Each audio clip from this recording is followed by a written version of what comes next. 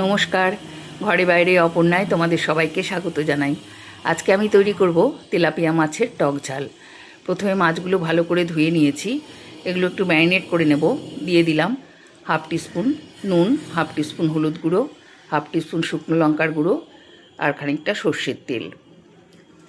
এবার এই মশলাটা মাছের সাথে ভালো করে মাখিয়ে নেব। দুটো দিক খুব ভালো করে মাখিয়ে নিলাম। এদিকে একটা মশলার পেস্ট তৈরি করে নেব। মিক্সিং জারে নিয়ে নিয়েছি 2 টিস্পুন কালো সর্ষে আর একটা বড় পেঁয়াজের অর্ধেকটা কুচিয়ে আমি দিয়ে দিলাম 4-5 কোয়া রসুন, হাফ ইঞ্চি আদা আর কয়েকটা কাঁচা পাকা লঙ্কা। অল্প একটু নুন দিয়ে এটা একটা পেস্ট তৈরি করে নেব। এখন গ্যাস জ্বালিয়ে কড়া বসিয়ে দিয়ে দিলাম 2 টেবিল চামচ সর্ষের তেল। তেলটা গরম হয়ে গেছে। এখন এর মধ্যে মাছগুলো দিয়ে দিলাম। গ্যাসের ফ্লেমটা লো টু মিডিয়ামে রেখে মাছগুলো খুব ধৈর্য নিয়ে আস্তে আস্তে ভাজতে হবে। গ্যাসের ফ্লেমটা বাড়ানো থাকলে মাছগুলো ওপর থেকে ভাজা হয়ে যাবে, কিন্তু ভেতরটা কাঁচা থেকে যাবে। এটা খুব আস্তে আস্তে করে ভাজতে হবে, যেহেতু তেলাপিয়া মাছ খুব ভারী মাছ।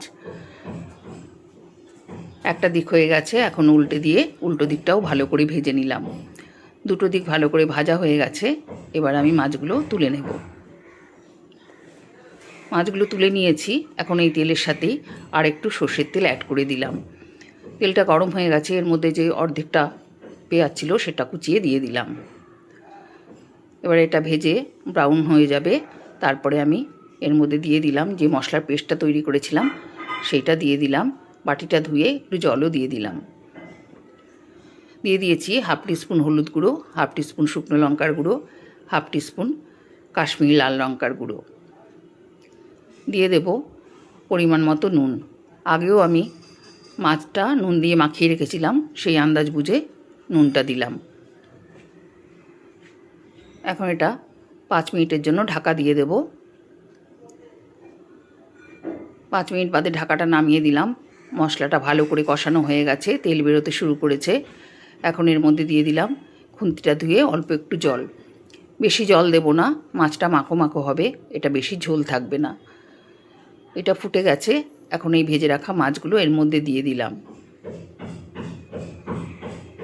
দুটো দিক মশলার সাথে ভালো করে উল্টে দিয়ে এবারে আবারও আমি 5 মিনিট এটা ঢাকা দিয়ে রাখবো। এদিকে একটা তেঁতুলের কাত তৈরি করে নেব। তেঁতুলটা ভিজিয়ে রেখেছিলাম, তার থেকে আমি কাতটা বার করে নিলাম। 5 মিনিট হয়ে গেছে। ঢাকাটা নামিয়ে দিয়ে আমি মাছগুলো একটু উল্টে দিয়ে এবারে এর মধ্যে যে তেঁতুলের কাতটা আমি তৈরি করে রেখেছি সেটা আমি 3 চামচ দিয়ে দেব। যেহেতু টক ঝাল, তাই এই তেঁতুলটা দিলে খেতে খুবই ভালো লাগবে। এবার এর মধ্যে দিয়ে দিলাম কয়েকটা চেরা কাঁচা লঙ্কা আর ধনেপাতা কুচো ছড়িয়ে দিলেই তৈরি তেলাপিয়া মাছ। এটা খেতে কিন্তু অসাধারণ লাগবে।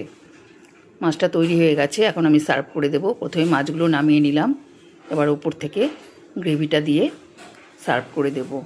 রেসিপিটা ভালো লেগে থাকলে লাইক দিয়ে কমেন্ট করে জানিও রেসিপিটা কেমন লাগলো। যে সমস্ত বন্ধুরা এখনও আমার চ্যানেলটাকে সাবস্ক্রাইব করোনি, তারা সাবস্ক্রাইব করে দিয়ে পাশে থাকা বেল আইকনটি প্রেস করে দিও।